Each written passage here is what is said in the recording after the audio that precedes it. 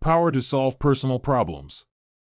One of the most effective techniques in problem solving is the simple device of conceiving of God as a partner.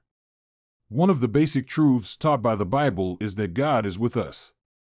In fact, Christianity begins with that concept, for when Jesus Christ was born, he was called Emmanuel, meaning God with us.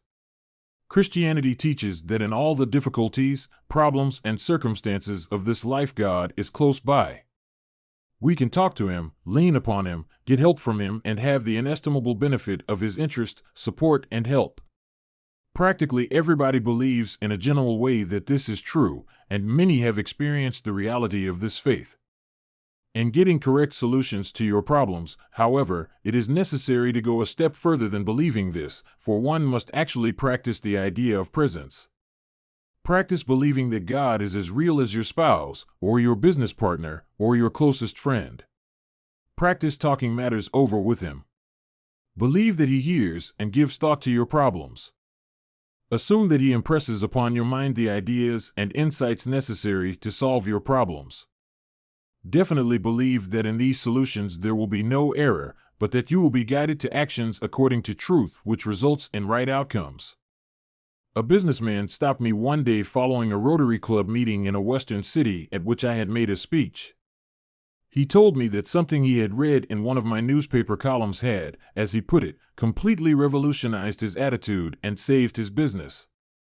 Naturally, I was interested and pleased that any little thing I had said would bring about such a splendid result. I had been having quite a difficult time in my business, he said. In fact, it was beginning to be a serious question as to whether I could save my business.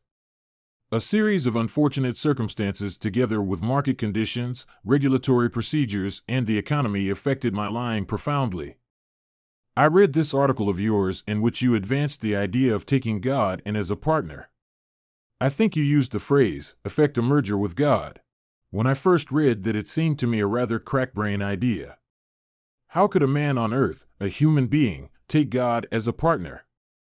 Besides, I had always thought of God as a vast being, so much bigger than man that I was like an insect in his sight, and yet you were saying that I should take him as a partner. The idea seemed preposterous. Then a friend gave me one of your books, and I found similar ideas scattered all through it. You told actual life stories about people who followed this advice. They all seemed to be sensible people, but still I was unconvinced. I always had the idea that ministers are idealistic theorists, that they know nothing about business and practical affairs. So I sort of wrote you off, he said with a smile.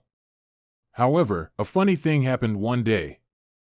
I went to my office so depressed that I actually thought perhaps the best thing for me to do would be to blow my brains out and get away from all these problems which seemed completely to floor me.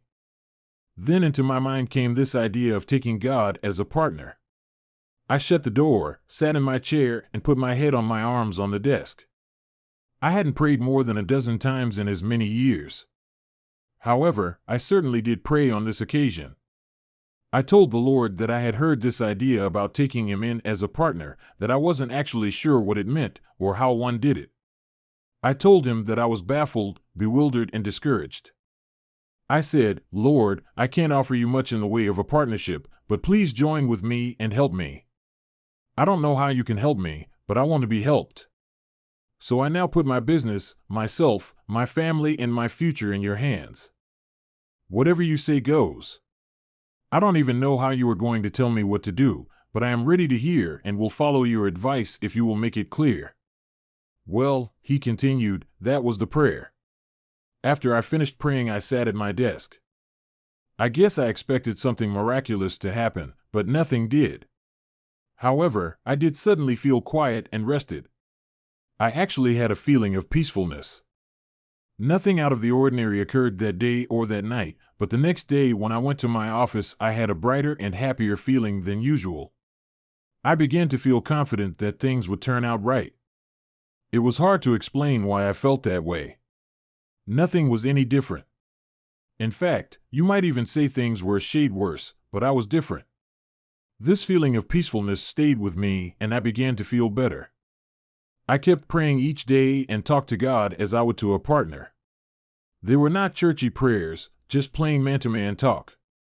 Then one day in my office, all of a sudden an idea popped up in my mind. It was like toast popping up in a toaster.